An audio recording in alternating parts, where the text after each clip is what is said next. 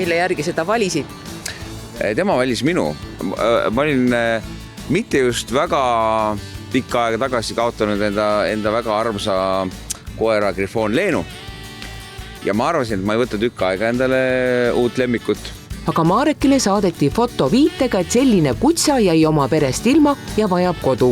Ja ma ei olnud ikka veel kindel. Siis Paikassist Virge tuli mulle koera näitama linna. Ja kui Donna mind esimest korda nägi, siis Donna hüppas sõna otses mõttes maast mulle kaela taha. See oli 5 aastat tagasi ja Donna oli siis arvatavalt 4-aastane. Nüüd siis 9. Leenu oli tõukoer, Brüsseli Griffon. Donna on segavereline. Marek on Donnale lõiganud sarnase harjassoengu, nagu tal endal varem oli. See kuidagi teeb Donnat, minu meelest, ütleme, vana proua teeb ikkagi nagu kelmikamaks. Ja ta on ilus valge krae ja ta on selline, ta on üpriski vabakäigu koer, mis võib-olla tänapäeval ei ole nii populaarne, aga ta on käinud esinemiskohtades niimoodi, et ma lähen esinema ja Donna on kusagile läinud jalutama ja hiljem, kui ma lähen laadale jalutama, siis Donna on kõik boksid juba läbi käinud ja vaadanud, mis head paremat müüakse ja üpriski, ütleme nüüd, maskottloom on ta Roosta surfipaaris, kus ta on vabalt ringi käib seal ja ajab oma asju ja... Kas ta käib sinuga igal pool kaasas nagu Leenu?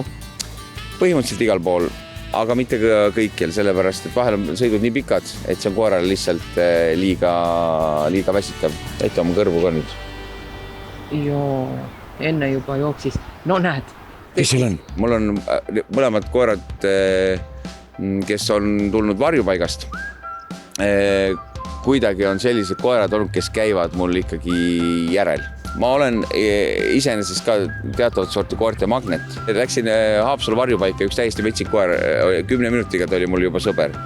Et mingi selline, inimestel peab olema ilmselt mingi teatavat sorti koerte aura või kassi aura või lehma aura või hobuse aura, et nende loomadega nõndamoodi suhelda. Donna puhul on veel see naljakas, et tema ignoreerib kasse, et ta teiste peale või loomade peale võib aukuda, aga kasside puhul on see, et tema kardab kasse, sellepärast, et kui ta Paides varjupaika sattus, siis Paides on Paikass ja seal on ainult kassid ja siis ta sattus kasside seltskonda ja peale seda kui ta kassi, see on väga naljakas, kui ta kassi näeb, siis ilmselt ta teab, et ta on koer ja ta peab kassi peale aukuma, aga ta ignoreerib ja siis ta vaatab nagu mujale ja käib niimoodi, nagu selle kassi ei oleks, et vältida seda konflikti. Ilmselt on halvad kogemused. Aga inimestega suhtleb vabalt, eriti nendega, kellega tal on eelnevad toredaid kogemusi.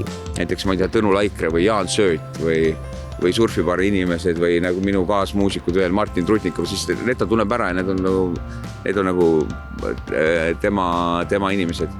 Ja lapsida ka minu enda lapsi, siis neid ta võtab kuidagi teist moodi. Et tal on nagu, et laseb ennast kallistada ja hoida ja ta saab väga hästi kuidagi aru sellest, kes on tema kari või tema perekond. Ja Donnal on ka üks tõeliselt naiselik iseloomuomadus. Naiselik iseloomuomadus on täpselt sama, mis oli Leenul. On see, et kui ta näiteks on korteris ja kuuleb, et trepikojas mingi liikumine on, ta kuulevad ju hääli, mida meie ei kuule isegi, siis ta vaikselt haugatab jälle või haugub.